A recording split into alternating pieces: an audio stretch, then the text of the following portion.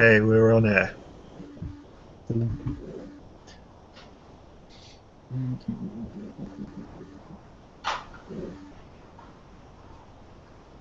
So Daniel, I don't see you now actually. I don't know what I did, but you can see the slides with no full screen, right? I can see the slides. But the slides for you are in a window, or are they full screen? Yeah, they are in a window, but I cannot. I don't know what. You can probably resize the window so you can see the browser window underneath. Yes. Okay. Let me just see. Okay. Good. I see. Now should be okay. Can you see us now? Yes. Okay, good. It's helpful for you if you see us doing the talk. Yeah. Okay. So it's full screen for you, right? It is still full screen, yes. Okay. Very good. Okay, we have a couple of minutes till talk start time. I will switch off my microphone. John, are you ready?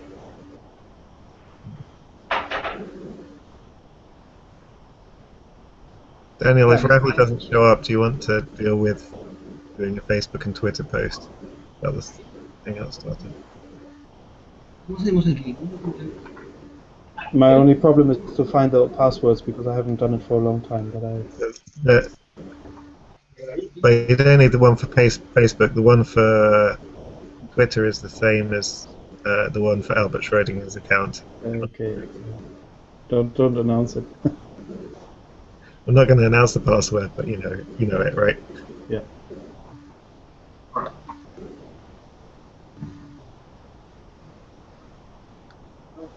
So as usual, if anybody we're about to start talking about a minute, anybody who isn't the speaker, could mute your microphones to avoid feedback during the talk.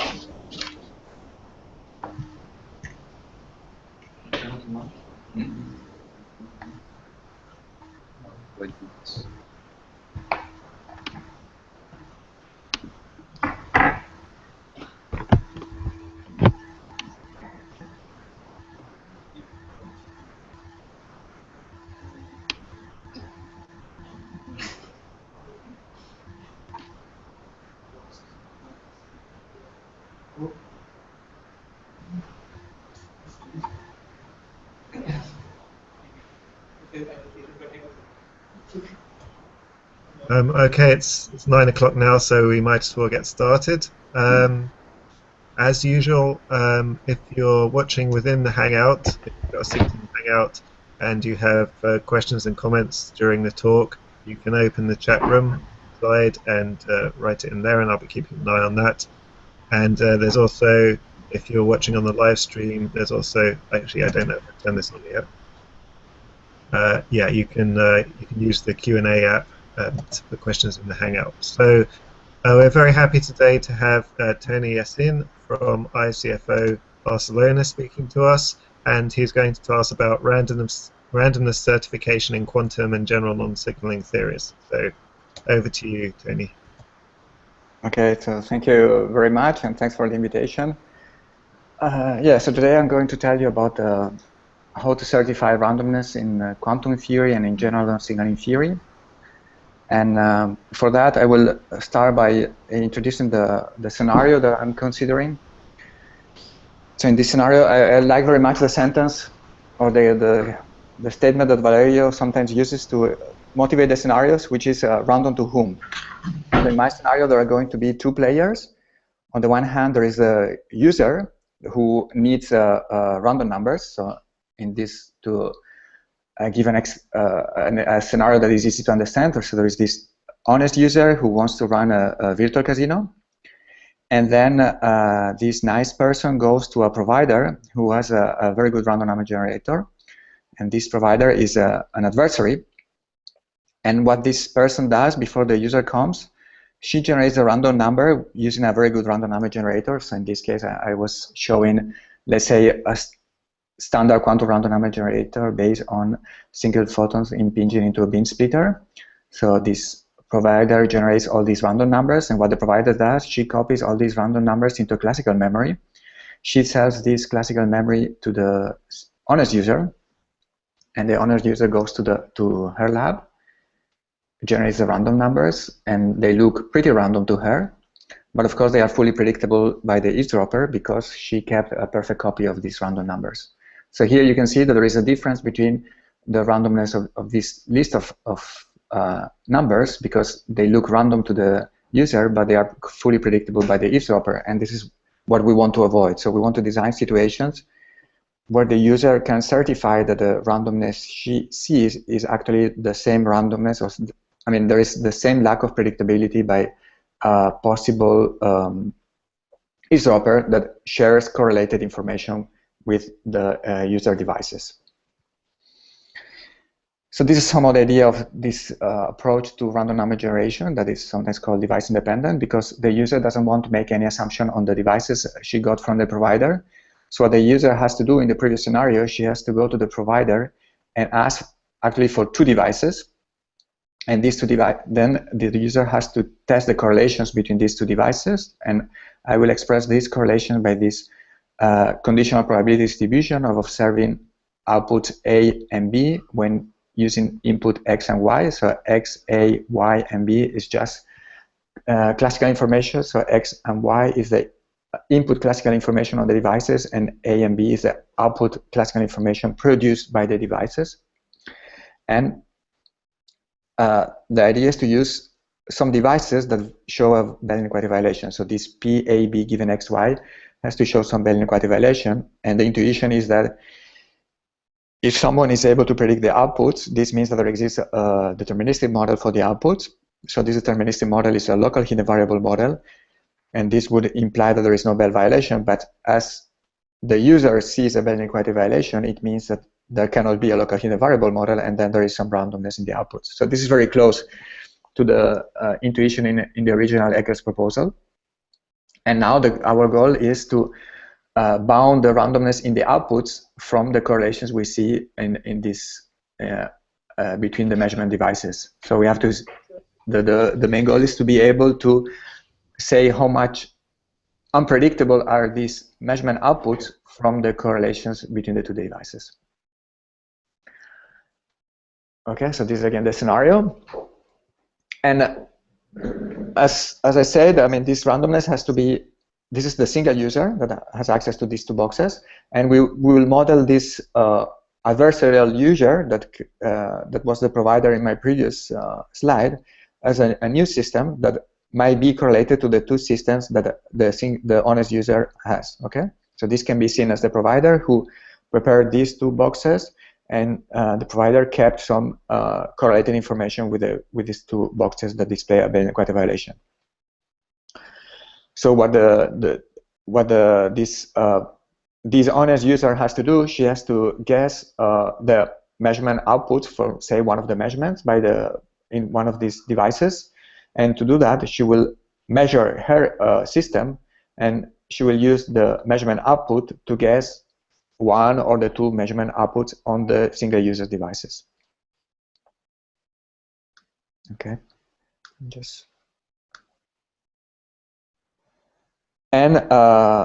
so this, we can just say without loss of generality that the measurement output in this measurement in this device by the dishonest user is just the guess on the measurement output. Okay, so this is what the honest user sees, and this is what models what the dishonest, say, provider keeps to guess the measurement output.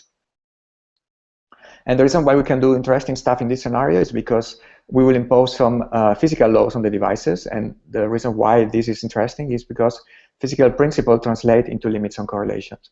So, well, I guess this is known by many of the people attending the talk, but I will just remind you that the correlations that can be seen between the devices, if we believe in physics, let's say, they have to satisfy some principles, and one of the most basic principles is non-signaling principle. So by this I mean that the statistics, the marginal statistics that you can define for every device is somewhat well-defined, is independent of the input used by the other devices. So usually this is called the non-signaling principle. Usually people use space-like considerations to guarantee this this property, but I think there might be other ways to guarantee that. Although in the most paranoid case, you can use space-like considerations and then invoke Einstein causality. But then what non-signaling correlation says is that if we have a scenario with n devices, if you sum over the result of a subset of the devices, what you see is independent of the input of these devices where you made the sum. So in the simplest case of two parties, if you look at the marginal statistics seized by one of the devices, so I sum over the result of the second device, what I see is independent of the input of the second device. So I have a well-defined marginal probability distribution. And this gives some non-trivial mathematical, well, actually rather trivial, but not completely trivial, mathematical constraint on the vector of probability distributions that I can observe between the two devices. Okay, so very good.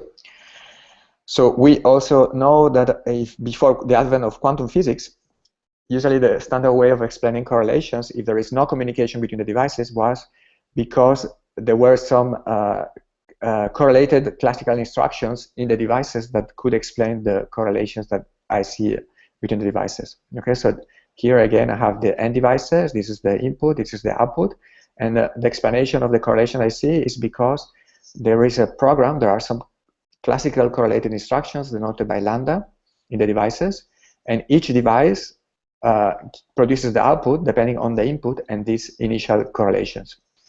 And this function can be taken deterministic without any loss of generality.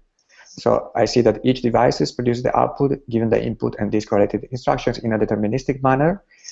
And although I gave this operational interpretation, this is nothing by the standard EPR correlation, the standard Einstein-Podolsky-Rosen correlations. And what we know is that this set of correlations that I will call classical correlations satisfy Bell inequalities. And actually the Bell inequalities define the limits for these correlations. And then we have another set, which is the set of quantum correlations. And this is the set of correlations that we observe when we measure entangled quantum particles. So in this case, the correlations can be written as different measurements on an entangled quantum state of the n particles. So you see here there is a big quantum state, and there are different measurements for each of the devices. And these measurements, well, satisfy, you can take them to be projective without loss of generality, because I don't say anything about the dimension of these objects. And they also sum to the identity. Okay, so everything is expressed as Hilbert spaces, as we learned from a standard quantum mechanics textbook. Very good. So we can display this set of correlations in some sort of pictorial way. So this is the space of this vector of correlations. So you remember what I was showing before is that I will express the correlations by this a vector of numbers, so the probability of getting all the different results given all possible inputs. This is a vector of positive numbers that satisfies some normalization conditions. They also satisfy some non-signaling conditions. So this defines this set here, which is a convex set. And then we know that within this set there is the set of quantum correlations, which is the red one, that has these curved boundaries. And within the set of quantum correlations, there is a set of classical correlations, which is again a smaller convex set that is here in black. And if I zoom in this region, I have this set, again, the set of classical, quantum, and non-signaling correlations. And because of Bell, we know that the set of classical correlation is smaller than the set of quantum correlations. This is a Bell inequality that marks the boundary between classical and quantum. And this is the region of quantum violation of a Bell inequality. And also we know, because of the works of Zidelson and Popescu and Rohrlich, that there is a region where I don't violate the non-signaling principle, but there are correlations here that cannot be obtained by measuring a quantum state. And the most paradigmatic example is the Popescu-Rohrlich box, but there are some others say. So all the region here is not attainable by measuring a quantum state. This is not attainable by classical correlations, and this is a set of classical correlations. And the part here, this region of quantum violation or of non-signaling violation of Bell inequalities, I will say that these correlations here are non-local. Okay, so I will go now back to my scenario after introducing the main ingredients. So remember, I had these two boxes, they display some correlations. This is the user, and the aim of the user is to use the information she sees to bounce the predictability by an external adversarial provider or enemy. And for that, some time ago, together with Stefano Pironi and Serge Massard, we introduced some notions of some possible measures of randomness. And this is the measure we introduced. So we call this measure guessing probability for the eavesdropper. So this is somehow the best predictability that this external eavesdropper can have on the measurement outputs produced in a Bell test. So if you follow here the equation, so what we know is that we optimize over all possible quantum states and measurements for the three devices, Alice, Bob, and Eve. Remember, Alice, I will sometimes say Alice and Bob, but I just refer to one single particle making these two devices A and B. Okay, so I optimize this over all possible preparations, meaning states and measurements.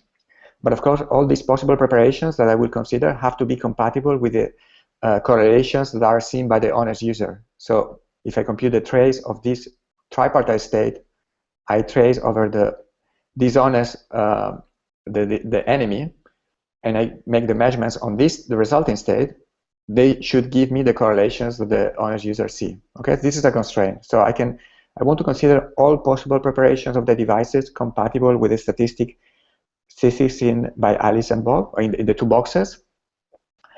And among all these, I will optimize this guessing probability. So what is the guessing probability? In this case, I will do it for a measurement X prime on Alice. I'm sorry, here it should be an X prime.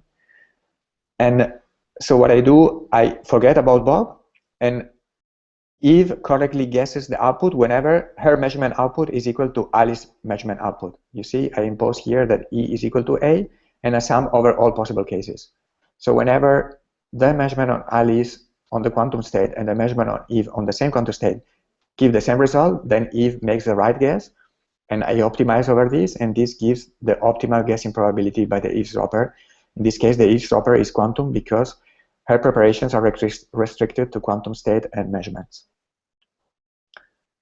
And of course, I can define the same function now for the two measurement outputs for some of the measurements X prime and Y prime by Alice and Bob.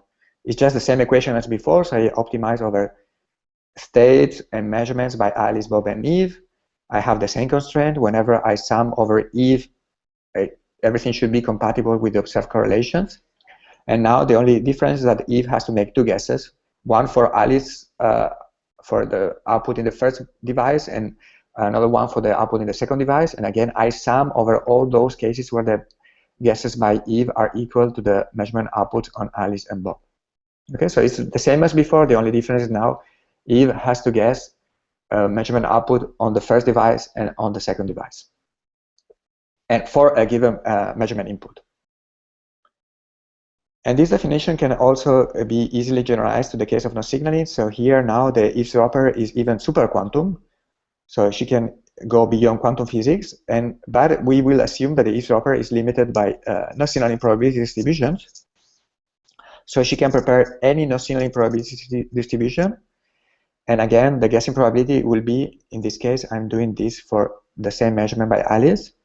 So the guessing probability will be all those cases where her output is equal to the measurement output in the first device. And you see, I sum over B because at this moment I don't care about the second device. And there is always the same constraint. So whenever I sum over the eavesdropper, what I see has to be compatible with the observed statistics. So these are and in all my talk, I'm going to, whenever I say something about randomness, I will be talking about either this guessing probability for a no signaling eavesdropper or this guessing probability for a quantum eavesdropper. And the difference is that in the two cases, the eavesdropper has access to different resources. Here, she's more limited because she can only use quantum correlations, while here she could use even superquantum correlations. So for instance, she could use PR boxes. Okay, I hope everything is clear. So again, I will talk about these guessing probabilities. And also sometimes I will refer to these guessing probabilities in terms of bits. So whenever I say bits, I simply take the logarithm base 2 of this guessing probability. Very good. So now let me just give some examples just to understand the situation. And the first example will show that non-locality is necessary for randomness certification. So whenever you have some correlations that don't violate an abelian inequality, all the functions I gave before gave guessing probability equal to 1. Okay, either for quantum eavesdropper or for non-signal eavesdroppers. Of course, if you take the logarithm of this quantity, you get 0. So it means that there are 0 bits of randomness that can be certified in the scenario. So Okay, this is clear from the previous definition, because if you remember the definition of classical correlations, they can always be decomposed in terms of deterministic functions, and this explains why G is equal to 1. And I will just show an example that explains this. I think it's pretty clear. So imagine that the user has two boxes, and in these two boxes there is this quantum state, which is separable, and assume that the measurements on these two boxes is just measurement on Z. So what the single user will see is a perfectly correlated random bit. So for instance, she may think that this output here defines a perfect random bit, because this is what she sees, that the output 0 and 1 is obtained with the same probability, okay, because of this state. But of course, what we know is that here we can have a possible attack, which is the eavesdropper, quantum eavesdropper, may have prepared a tripartite GXZ state. So when you see this state and you trace Eve, you obtain this state. But of course, we all know that if now Eve measures in the Z basis, she will get a bit that is perfectly correlated with a bit that is obtained in these two boxes. Okay, so the predictability is 1 because the eavesdropper can always implement a measurement here, read the output, and then guess perfectly the output obtained in these two devices. And this simply comes from the fact that the correlation that you see here is local. I mean, this is just an example, but this can be shown easily for any local or classically correlated distributions. Okay, so now the second example is quite known by people working in quantum information theory. So now let's assume that the user demands from the provider two boxes that give the maximal violation of the CHSH Bell inequality. So this is the famous CHSH Bell inequality. The local bound is 2, and the maximal quantum violation is 2 square root of 2. Now there are some results by several people, by Zidelson, Popescu and Rodrik and others, who show that the only way in quantum physics to get this quantum violation equal to 2 square root of 2 is to implement these measurements on a maximal entangled state of 2 qubits. So if the user sees correlations in the two devices that allow her to compute a quantum violation of the CHSH equal to 2 square root of 2, the user has the guarantee that what is measured in the devices is just a maximal entangled state of 2 qubits along these directions. And of course, if you measure a maximal entangled state, the local measurements, this is the local projective measurement acting on the identity, defines a random bit for the user, but we also know that the eavesdropper has no predictability on this result because the state between these two devices is pure, so the third system on Eve's hands cannot be correlated at all with this system, and it has to be product. And this is why her predictability is, well, she has no knowledge about she cannot make any prediction about the output. Her predictability is then equal to 1/2, which defines one random bit. Okay, I think this is also quite clear why this works and why the maximal quantum violation of Bell inequality is useful to certify full randomness, at least for one of the measurement devices. Okay, so this was some sort of a long introduction and motivation for my talk, and well, in what follows, I'm going to tell you about some of our recent results in this topic. So I'm going to give you several results on the relation between quantum non-locality and predictability in the way I defined before, with this guessing probability by this honest user that may share a correlated system with the systems on the honest user hands. And of course, I mean, these ideas also find an application for protocols, for random generation protocol, device-independent random generation protocols. But this is not what I'm going to tell you about in this talk. So it's going to be more on the relation between randomness in the operational way I defined before, and non-locality in quantum theory and in theories beyond quantum physics. And for instance, a standard behavior that we obtain is, for instance, this is what we obtain in this paper, where we show techniques how to bound this predictability as a function of a Bell inequality violation, for instance. So what you usually see is that if this is the amount of CHSH Bell violation, you remember this is the local bound, so the classical word starts here, and here there is the region of quantum non-local violation. We know that in quantum physics you can go up to 2 square root of 2. And you can see that the predictability, as soon as you have some quantum violation, decreases, and it becomes equal to 1/2, so one random bit at the point of maximal quantum violation. And this region here is simply impossible with quantum physics. So a quantum provider cannot prepare anything in this region. Okay, so let me just, now after all this, I'm now ready to explain the first result. So this is a result that was obtained together with people that were at that time in my group: Gonzalo de la Torre, Chirag Dara, Giuseppe Pretico, and Matthew Hoban. Matthew Hoban is now at Oxford. So what we showed is that you cannot have maximal random certification in fully non-local theories. And I will explain this. I will explain this first, and then I will present the result. So what we want to do is, again, we have this single user who sees these two correlated devices. So we'll consider a scenario where this user can implement m different measurements on the devices and get r possible results. Again, there is this vector of correlations that encapsulates the statistics in the two devices. And well, I mean, we know that the maximal amount of randomness I can see in these devices is equal to 1 over r if I care about one of the measurement outputs, and 1 over r squared if the eavesdropper has to guess the two measurement outputs. Okay, and if there are n devices, this maximal randomness that is possible is 1 over Rn. Okay, if you take the logarithm of this, you take the expression in bits. So what we want to see is we want to design scenarios where the correlations seen between the devices guarantee that this is a perfect random bit in the sense that the guessing probability is equal to 1r, or that the two measurement outputs define two perfect random bits in the sense that the guessing probability is equal to 1 over r squared. So let me start by the simplest example of this, and this was already introduced before. So if you see correlations that maximally violate the CHSH Bell inequality, you know they are measuring a singlet, you are making projective measurements on a singlet, and then, well, you can prove easily that the guessing probability for a quantum eavesdropper, so the quantum eavesdropper, the only possibility to give correlations such that the CHSH Bell value is equal to 2 square root of 2 is that she prepares this quantum state, and you can see that then her guessing probability is equal to 1/2 for all possible settings here. So this is trivial. So now let's try to see if we can design a scenario where the output here and the output here define two random bits. And the previous setting doesn't work because if you take this random bit and you take the measurement output in the second device, it never defines a random bit with respect to the previous device, because there are always correlations between these two. Okay, and these two, since these two measurement outputs are correlated, they cannot define two random bits. Okay, because they are correlated, and the measurement any combination of measurement outputs in a CHSH Bell test is correlated. So by taking the CHSH scenario, you cannot produce two random bits.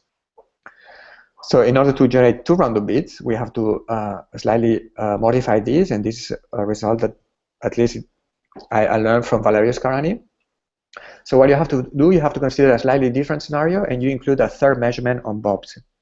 Okay, so there is now, Bob can apply, Alice can apply the two measurements like in CHSH, and Bob will apply 3. And you take this modified version of CHSH. So there is CHSH, and then you add the third measurement on Bob has to be correlated with A1. So you can see that the maximal combination of these numbers is equal to 2 square root of 2 plus 1, because this is CHSH, so it can be at most 2 square root of 2, and this is just a product of plus and minus 1s in this notation, so it can be at most 1. So in quantum physics, the maximum you can get here is 2 square root of 2 plus 1. So let's see how to get this. So if you want to get 2 square root of 2 here, this has to be a maximal entangled state, and they have to be the measurements I gave you before, B1 and B2. But now I want to get a 1 here, so the only possibility is that B3 is perfectly aligned with A1. So it has to be this setting here. But now if you look at A2 with respect to B3, they are orthogonal observables on the Bloch sphere. And we know that orthogonal observables on the Bloch sphere, when measuring a maximal entangled state, they define two random bits. Okay, and actually you can see that the guessing probability by the eavesdropper is equal to 1/4. So the measurement output of setting 2 on the first device and 3 on the second device define two random bits against a quantum eavesdropper. And what we did in this paper that I'm telling you about is we generalized, actually it was not this construction, but we gave another construction that generates n random bits given n devices. So I can, within quantum physics, and when I fight against a quantum eavesdropper, I can design bell tests so that for each device I can identify a measurement that defines a random bit. At each device I can generate a random bit. So for n devices I generate n random bits. So the question is whether this is possible in general non-signaling theories. And what we prove in the same work is that this is impossible. So some of this, I would like to spend some time here because sometimes this sounds like it sounds like impossible, because if a result is possible in quantum theory, it should be possible in a supraquantum theory. Okay, so it seems that it's in contradiction with our result, but it's not. So what we are considering here is that Alice and Bob can see supraquantum correlations, but the eavesdropper can also prepare supraquantum correlations. So Alice and Bob may be more powerful in the sense that they can see correlations beyond quantum physics, but also the eavesdropper is more powerful because she can have stronger correlations with the devices by the honest user. And okay, I'm not going to give the proof of that. What we could prove is that in a general non-signaling theory, when you fight against a non-signaling eavesdropper, the amount of randomness that you can certify given n devices is lower bounded by this quantity. So remember, here I'm taking n devices of r possible results. So maximal randomness is whenever you have 1 over Rn. And as you can see here, there is a gap. Okay, so I can never get full randomness because there is always this disturbing term appearing here. Okay, so for instance, if you take an experiment with 2 measurement outputs, and for 2 parties, this gives just 1 over 3. Okay, so you cannot get 1/4, but the most you can get is 1 over 3 of measurement of random bits. And we don't know whether this bound is tight, but it holds for any possible best scenario you can imagine. So it's valid for any number of parties, any number of measurements, and any number of outputs. And well, somehow, I mean, from a qualitative point of view, I mean, this lack of full randomness can be very big. So if you take a scenario where you can, I mean, in some scenarios where you have R which is very big, well, you can approximate this and you can see that this actually goes like R to the n-1, okay, which is very far from R to the n, which is the maximal randomness you can hope in this scenario. Okay, so this is the first result I want to tell you about. So now, so that was the comparison between quantum theory and general non-signaling theory. As I said, there is a gap between these 2 theories. And okay, before I move into this result, I wanted to say that another question that we solved in this work was the following. So we wonder whether quantum theory was the only theory where you had maximal random certification. So we know that in general non-signaling theories you don't have maximal random certification. We know that in quantum theory we can have maximal random certification. So we wonder whether quantum theory was special in this sense. But we proved that this is not the case. So we could find another set of correlations that actually it's very much related to the set of almost quantum correlations that we introduced in another paper. And we proved that in this set of supraquantum correlations, you can also have maximal random certification. Okay, so with this, I conclude this part. So now I will move to the second result I wanted to tell you about. So now I want to design optimal schemes for randomness certification. So somehow, now I'm the provider and I'm having access to entangled bits, so I can prepare singlets, let's say, and I want to give you a scheme that certifies the maximal amount of randomness. So this was obtained together with Stefano Pironio, Tamas Vertesi, and Peter Wittek. So this is a question. I want to understand how much randomness can be extracted or can be certified from an entangled bit. And of course, if we restrict the measurements to projective measurements on an entangled bit, I can have locally 1 random bit at most, because when I make a projective measurement on a quantum bit, I can only get 2 possible measurement results, and then I can only have 1 random bit. And this is, for instance, what we show for the CHSH. And as I said, if you care about the other device, we can also get 2 random bits. Okay, but now I will just focus on how much predictability there is in one of the devices. So again, if I'm performing projective measurements, I can only get 1 random bit. So the question now is what happens if I consider more general measurements, because we know that when you measure a quantum bit or a particle of dimension d, you can implement measurements that are not projective. So, and then the question is whether these measurements, more general measurements, are of any help for randomness certification.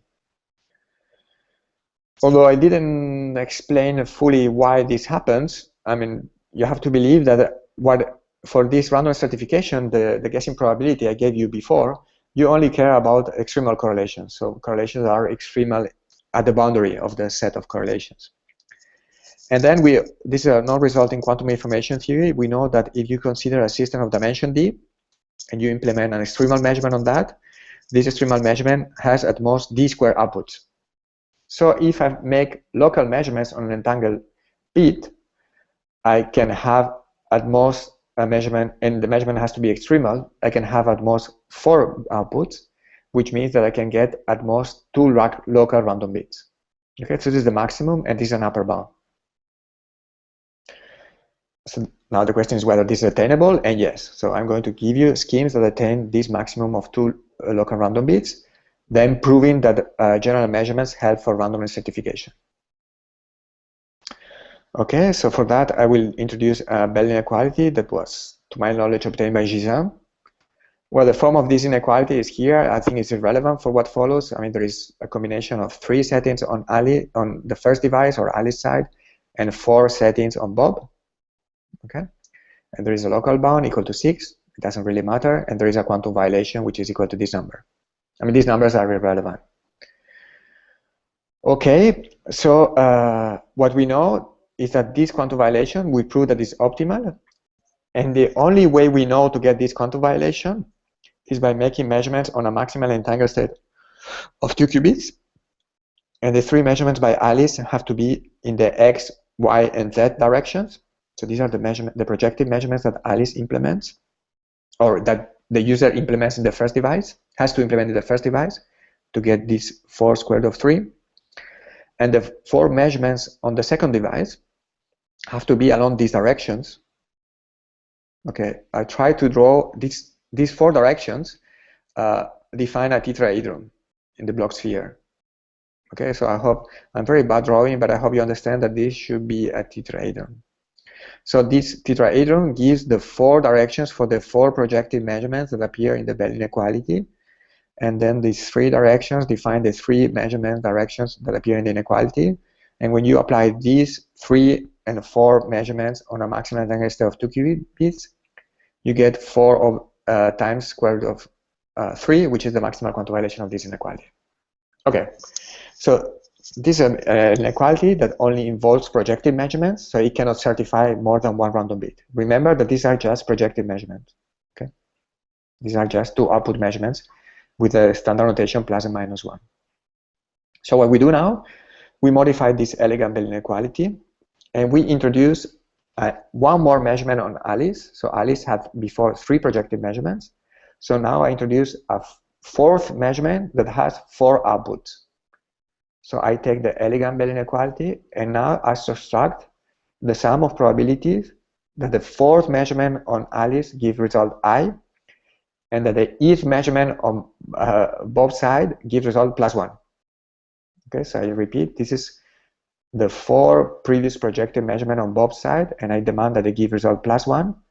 And this is the new measurement I add on Alice's side that has 4 outputs, and somehow I want to study the correlations between the measurement output for this measurement on Alice with measurement plus 1 for the ith measurement on Bob. And since this is a sum of probabilities, the best you can get is again 4 square root of 3. So you can hope to get 4 times square root of 3 here and 0 here. This, you cannot get more than this. But now, if we use the previous violation, if you want to get this value here, you have to get 4 times square root of 3 here. So you may think, we don't have a proof of that, but let's suppose that the only way of getting this violation was with the previous maximal entangled state and the previous measurement directions. Okay? So this gives me 4 square root of 3 here. But now let's study this 4th measurement on Alice. So I want that this 4th measurement gives 0 here. So the only possibility for this measurement to give 0 is that these 4 directions are anti-aligned with these 4 directions here. So this is what I try to plot here. You see this A4, which is a single measurement, it's a POVM, they have to be aligned with the 4 directions defining the 4 projective measurements on Bob. So this is anti-aligned with this is anti-aligned with this measurement is anti-aligned with this, and so on. Since they are anti-aligned and they act on a maximal entangled state, they give 0. And you get this quantum violation. Okay, so this is a possible quantum realization. The result would, and we know that when you implement this tetrahedron POVM on a maximal entangled state, you get 2 random bits. So this would be the proof of the result if we could prove that this is the only configuration that gives 4 square root of 3. Since we don't have this proof, we had to use a numerical method based on semi-definite programming. It was based on a hierarchy that we introduced some years ago together with Miguel Navasquez and Stefano Pironio. Well, it doesn't really matter, but we use semi-definite programming, and we could certify that, okay, this POVM acting on the maximal entangled state generates, well, 2 random bits. Okay, so it's almost 2 random bits. I mean, we don't. In the paper, we also give another construction that is slightly different, and for which we can prove analytically that you have 2 random bits. Okay, so we gave two different constructions that generate 2 random bits. So we know that POVMs help for randomness certification. Very good, and with this I come to the last result, which is something on a new scenario that we introduced in this paper together with different people in my group. So there's Florian Courchot, Marcus Johansson, Remigius Agushak, Matti Hoban, who is now at Oxford, as I say, Peter Wittek, and me. So we slightly changed the previous scenario. So we wanted to see whether these 2 random bits that I can obtain in one of the devices is the ultimate limit, or I can be even more creative and get even more randomness. And for that, I will come back to the standard device-dependent scenario where I know what I'm doing in my devices. Okay. So let's assume that I know what I prepare. So, and I prepare a qubit pointing into the plus Z direction. And let's see how I can generate an infinite and unbounded amount of randomness when making measurements on this qubit. Okay, so what I can do, I take this qubit and I measure in the X direction. Of course, when I measure in the X direction a qubit that is pointing Z, I obtain the result plus X and minus X with probability 1/2. So the measurement is non-destructive. I can take the resulting state and measure in the Z direction. And whatever the result was, I will obtain a new random bit. And then I can measure the resulting state in the X direction, and Z, and X, and Z, and X. And in this way, I can generate an infinite amount of random bits from a single quantum particle. Of course, the measurement is non-destructive. This is something that is possible. Okay, so I only have to demand that the projective measurement is not destructive. So the question is whether I can do something like this in a device-independent scenario. And some of the problem is that, well, I mean, it cannot be with projective measurements because they destroy the entanglement between particles. Okay, so the scenario we have in mind is the following. So let's assume that you have some entangled state here between the 2 devices, and now this is going to be time. Okay, so you implement the first measurement like I did in the previous scenario, but now I want to see this in a box. So I implement the first measurement, then a second measurement, third, fourth, blah, blah, blah, blah. And for each measurement, I obtain some measurement outputs. So the correlations are just expressed by the probability of getting a given measurement output here, and another measurement output here, and here, and here, for all these different inputs. But these are just, all the part on B is just sequence of measurement acting on the same particle. So this seems, so you have to face some problems here because, as I said, the measurements cannot be projected, because if this first measurement is projected, you destroy all the entanglement in the state, so there is no entanglement left for any randomness certification here. So it has to be a non-destructive, a non-projective measurement. But in any case, even if it's non-projective, we know that every measurement destroys the amount of entanglement. So there is, every time there is fewer and fewer entanglement left for randomness certification. Still, I mean, even with these difficulties, we could prove that the amount of randomness that you can certify in these sequential scenarios is unbounded. So by this I mean that you tell me how much randomness you want to certify, and I can give you a Bell test that certifies this amount of randomness using just a maximal entangled state of 2 qubits. And I will try to give you the main ideas in this about this result, but I want to emphasize this is a proof of principle. So our main motivation was to show that there is no bound on this amount of randomness, and we did that.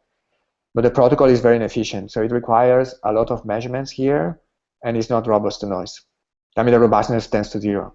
So it's just a proof of principle result. But it shows that you cannot obtain a bound to the amount of randomness generated in sequential scenarios in a device-independent way, as it happened in the device-dependent scenario. And the main idea is we use a result that we obtained some years ago with Stefano Pironi and Serge Massard. So what we prove is that if you give me a partially entangled state, no matter how weak the entanglement in the state is, I can always design a belt test that certifies 1 bit of local randomness. So remember, for any partially entangled state, I can design a scenario where Bob's device, in the second device, I certify a random bit. So now let's see how we can use this result in this sequential scenario. So you take the singlet, and now the provider has to prepare for you the measurements that give the maximal violation of CHSH. Remember, these are A1, A2, B1, and B2. But you see B1 is not touching the block sphere. So this measurement is almost fully projective, but not fully. Okay, so this means that you can make the correlations here very close to the zero-sum bound, to 2 square root of 2, but not fully. Okay, so these correlations are pretty close to the zero-sum bound. So this is very close to a random bit. But since this measurement is not fully projective, there is some entanglement left between this particle and this particle for the new measurement. So this entanglement left is just represented by a partially entangled state, and then we can use the test that certifies 1 random bit for this new quantum state here. But of course, if we want to generate more, we will implement the same trick as here. So instead of making the full belt test with projective measurements, we'll make an almost projective measurement. So this will give an almost random bit, but there will be some entanglement left for the third measurement, and so on, so on. Okay, so what you do, you always make almost projective measurements so that they define almost random bits here, and there is always some entanglement left for the new measurement, and you can generate one almost random bit. Again, you can see that the robustness of this result is very weak, okay, because you immediately make almost projective measurements, so you destroy the entanglement, but in principle, there is always some entanglement left, and for any non-zero entanglement, you can generate, you can certify a random bit. So I mean, when you combine these two things together, you can see that all the sequence here can be arbitrarily close to n random bits. Again, it's a proof of principle, but it shows that in general you can obtain a bound on the amount of randomness, as it happened for the case where you don't make sequence of measurements, where the amount of randomness obtainable from a 2-qubit entangled state is bounded in the case of projective measurements or in the case of general measurements. And here, the only reason why it's not bounded is because you make this sequence of measurements, and the result here cannot depend on the next measurement, because this happens later in time. Okay, it's just the property that it's a sequence of measurement that B1 does not depend on Y2 and B2, because Y2 and B2 are generated later in time. This is what makes the protocol to work, and then get almost n random bits. Okay, so with this I come to the conclusions. Well, I think there is no need to say that randomness is something that at least I like. Okay, and I think my message is that although we tend to say that randomness, well, and it's true that randomness is certified by non-locality, I think the relation between these two concepts is subtler than what I initially thought. Okay, and in particular, in this relation, what I told you about, I basically told you about 3 main results. So the first result was proving that maximal random certification is possible in quantum theory, but it's impossible in maximal non-local theories. So in quantum theory, I can design a belt test where the outputs of some settings, measurement settings on each of the devices define n fully random bits.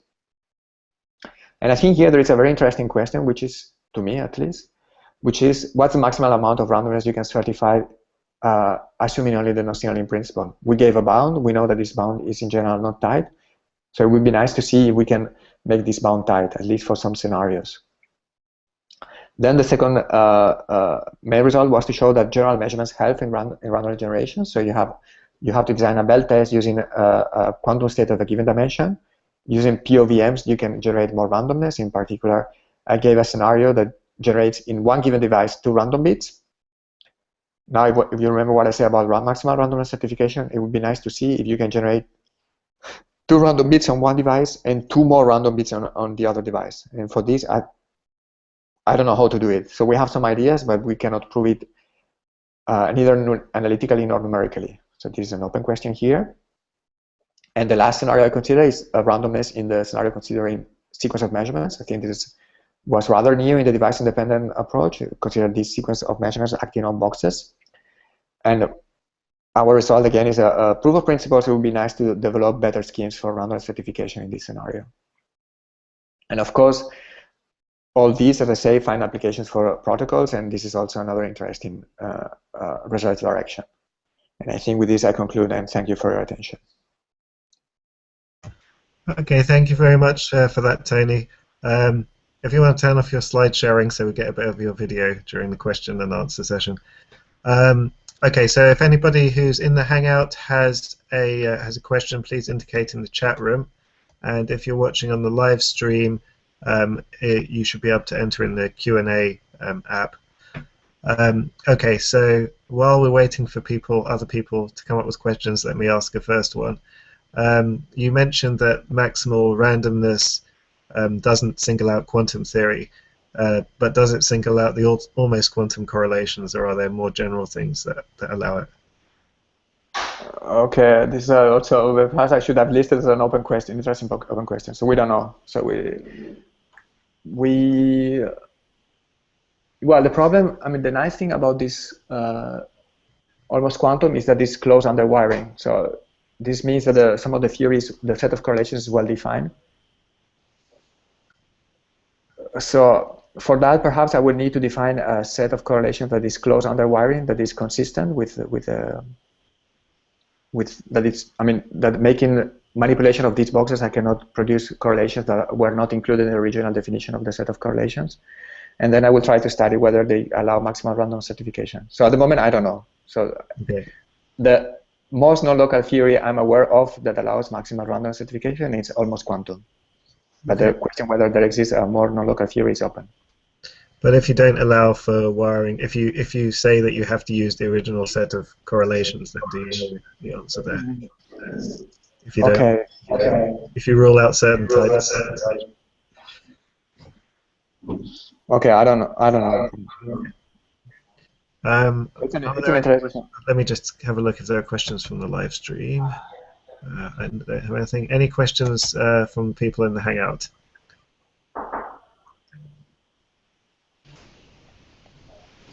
Oh, okay. Daniel has one. So if you want to go ahead, Daniel. Okay. Thanks very much. I have a very naive question about the third part. I just found it very counterintuitive that you can extract that you can always extract a bit from an entangled state, even if it's arbitrarily weak entangled. So can you give me an intuition? Is that probabilistic, or does it work with probability 1? Or I mean, how does it work? Okay, so I don't know. Do you see me or the slides now? I see you. Yes. Okay, so I will come back maybe to the slides. Yeah, I just found it very counterintuitive. Well, okay. First, I have to say that this result was in a previous paper with Stefano and Serge. So what we did in this work, we somehow exploited the result in this sequential scenario. So now I will try to give you an explanation for that. So, do you see my slides now or no? Not yet, no. Okay, let me just come back. Okay, it should be here. Yes. Okay. I will try to give some sort of intuition for that. I mean, I don't know if I'm going to help. Okay, for us it was very counterintuitive when we found the result.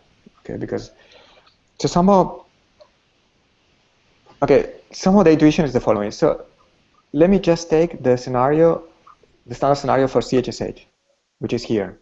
Okay, you see you have a maximal entangled state, and you have these two measurements on Alice, okay, and these two measurements on Bob. And this is the maximal entangled state. Okay, very good. So now what we do, what is this point? Okay, when you make these measurements on the state, they define some correlations. Okay, and these are the single zone correlations that give the maximal violation of the CHSH Bell inequality violation. So now let me try to plot, to go back to the plot, these correlations. So this is this point here, okay, in the standard. So if this is the set of correlations, this phase for this scenario is the CHSH Bell inequality. So if you go up, it becomes tangent to the quantum set here. And this is the point of maximal quantum violation of CHSH Bell inequality. And the PR box is there.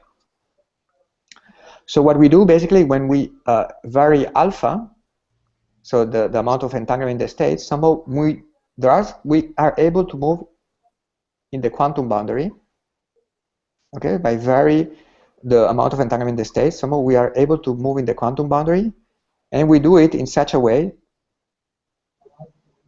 that we just change the angle between these two measurements, but we don't vary the angle between these two measurements. Okay, so we consider a scenario where this state becomes partially entangled, and these two measurements become closer to the z direction, but we don't vary these two measurements here. Okay, and what happens is that when we do that, we generate new correlations that move from this zero sum point, and they move down to they become closer and closer to the set of classical correlations because the amount of entanglement decreases, and then you become closer and closer to the local set. But we do it through the boundary, and this allows randomness certification.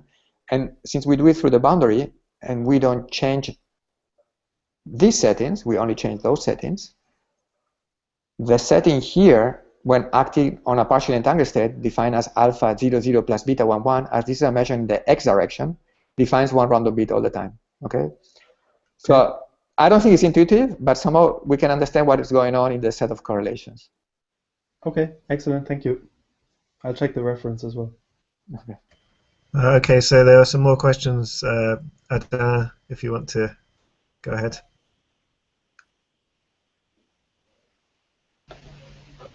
Attain's group, if you want to ask your questions, you have to unmute your microphone. Can you hear us? Now, yes. I cannot hear you.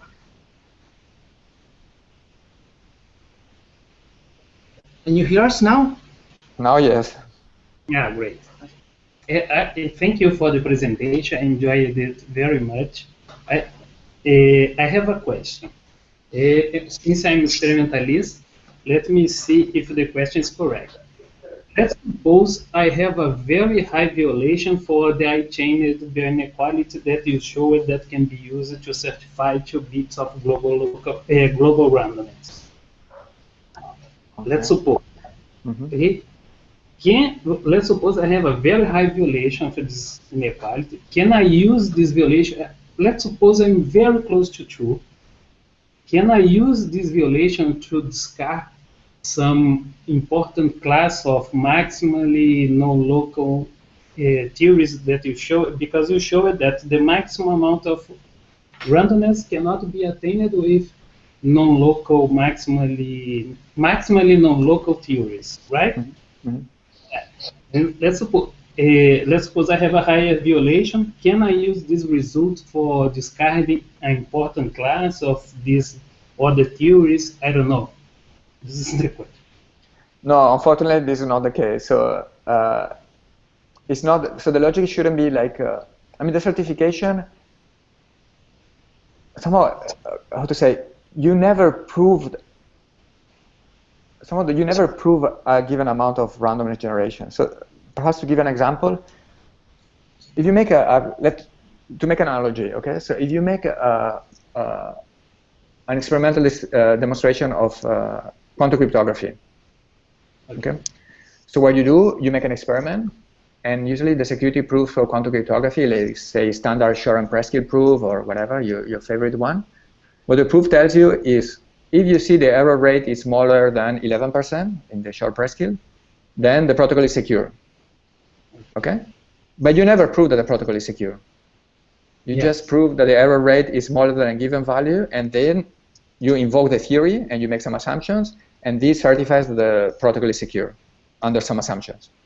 And the logic is the same here. So you never prove that you generate randomness. So you prove that you have this Bell inequality violation, And under the assumption that the eavesdropper is quantum, you have 2 random bits.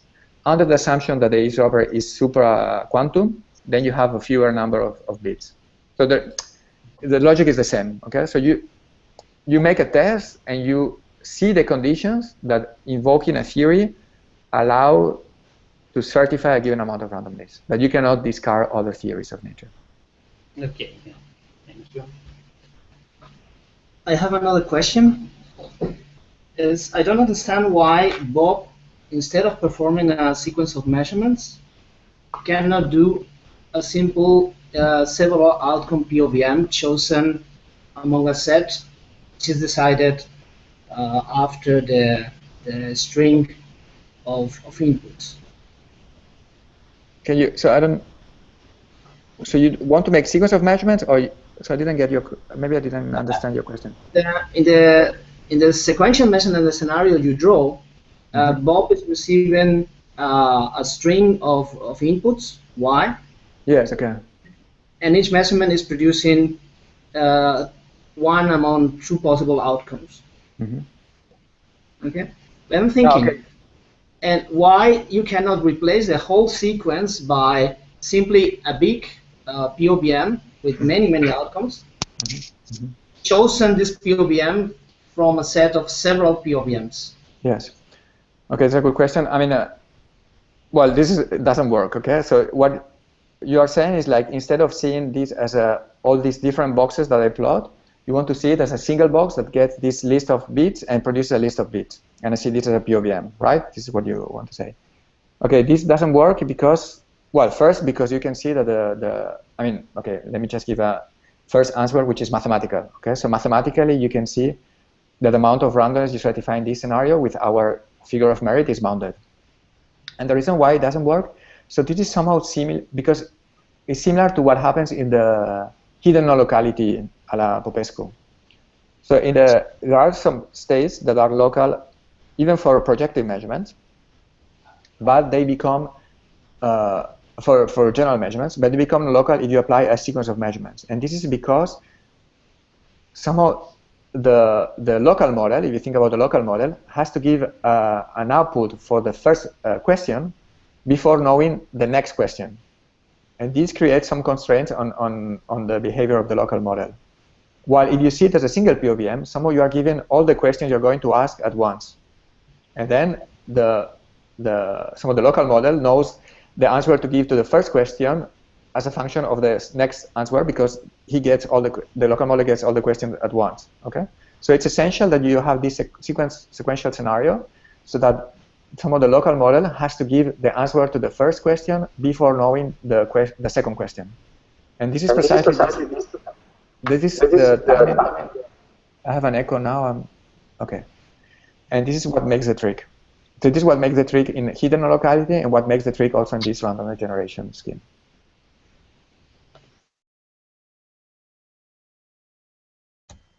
Okay, I mean, I guess you can say that you're using a no signaling backwards in time assumption to make the proof. Would that be?